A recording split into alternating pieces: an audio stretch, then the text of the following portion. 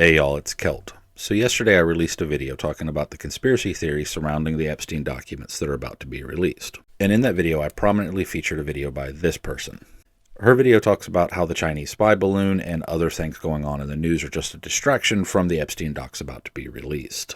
Well, she's back, and she's continuing to promote the disinformation surrounding the Epstein case and the release of the documents. But before we watch her video, I want to show you something. In my video yesterday I said this. So the fact that she picked this particular news article when major news networks are covering the story is very telling, because this definitely fits her political agenda and her ability to craft a conspiracy when there's no conspiracy there. And I also said this.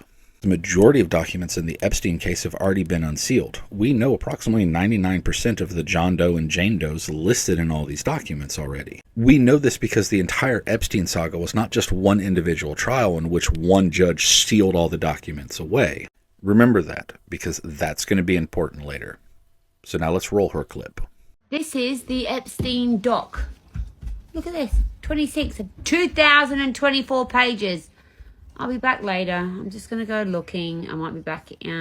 This is why people just don't, they just go, I can't. Most people don't fucking read this shit, but I'm going to read it. Am I going to read the entire 2,024 pages? Probably not. But I'm going to find the juicy bits and I'm going to come back and bring them to you. Woohoo! The basic claim is the Epstein documents have been released, and there they are. And that she's going to read them all and come back and give us the juicy bits. And this right here proves to me 100% that, like many other people, she actually doesn't care about the facts of the Epstein case. She just enjoys talking about it to push her conspiracy theory and her disinformation.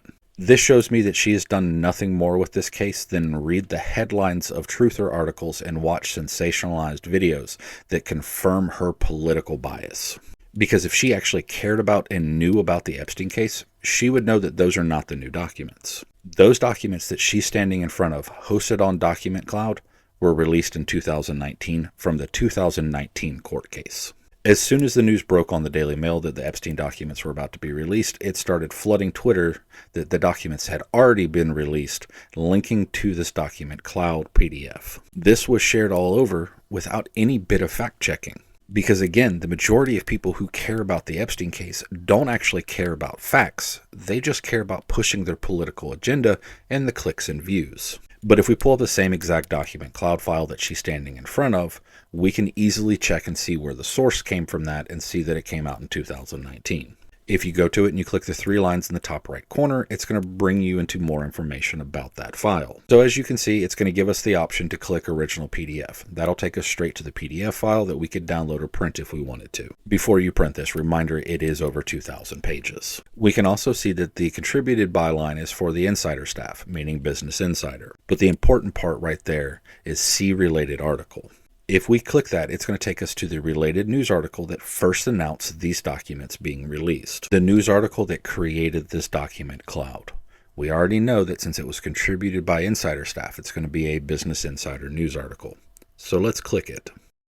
And we see that it's a Business Insider news article from 2019 announcing these exact documents being released. Like I said in my other video, the majority of Epstein documents have already been released. But the people who are supposedly excited about the release of all these Epstein documents don't actually know that. Because like I said, it's all political theater for them.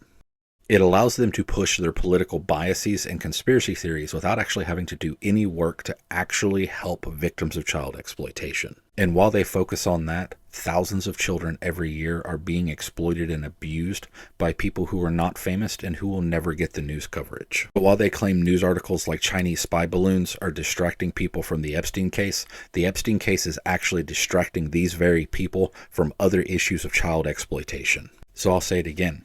Yes, we do need to hold the Epstein associates accountable, but we need to do that while not ignoring the youth pastor down the road who's molesting his youth group. And the way we do that, and the way we hold both of those groups accountable, is to stop listening to people like her, to stop listening to people who pretend like they know what they're talking about and pretend like they care. Because we can weigh the evidence for ourselves and see that it's just a political show for them.